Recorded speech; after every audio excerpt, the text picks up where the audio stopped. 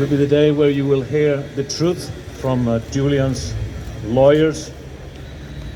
We will hear about the incredible abuse of process, the illegality that Julian has had to endure. Think about everything that has happened. We have had spying on legally privileged meetings and recordings of those meetings. We've had the CIA stealing legal documents from Julian's lawyers. We've had the office of Julian's lawyer broken into. We had the CIA bribing a witness to give false testimony, who has now recanted that testimony, basically shooting a huge hole in the indictment against Julian. And we now have confirmed that there were plans to kidnap Julian here in the center of London, or even assassinate him. How is it possible for this country to extradite Julian to the state that made these plans? Of course, it is impossible.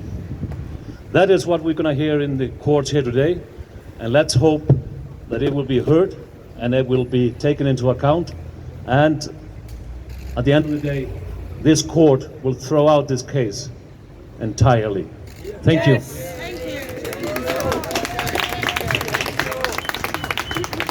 Thanks very much, Kristinn. And now I'd like to call on Stella Moris, Julian Assange's partner, to come and give you her view of what happened yesterday, what we're likely to face today. Hi everyone, and thank you for coming today again for day 2. Yesterday was a day when the US government was allowed to attempt to relitigate the points that we had already settled at the Magistrates Court in January. It was painful to have to sit through the US government's empty grounds to take this appeal.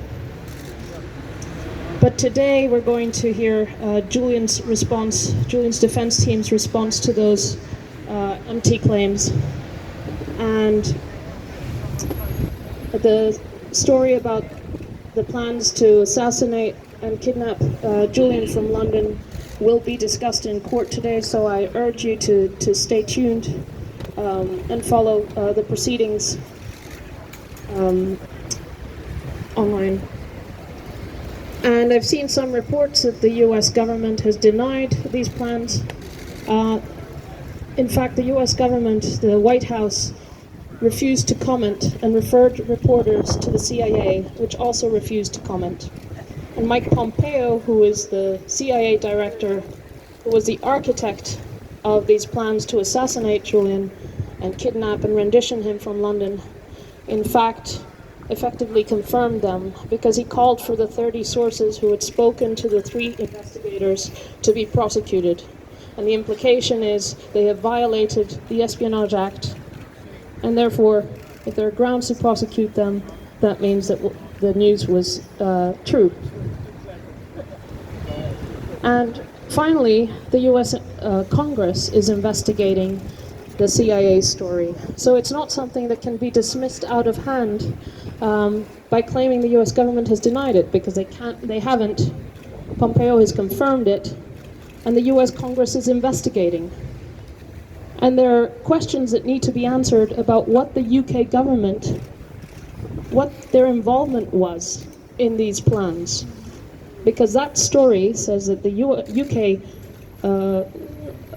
government was informed and to a degree willing to go along with some of these plans. So which plans were they willing to go along with? There are talks about the UK authorities being the ones doing the shooting. What is going on here? We're talking about a journalist who took political asylum for fear of the political persecution that the US was taking against him, for fear of torture and inhumane and degrading treatment, for fear of being put in prison for the rest of his life, for exposing the crimes of the US government. And then he was kidnapped. He was kidnapped in the end on the 11th of April 2019. He was arrested by British officials, and immediately the US indictment was revealed.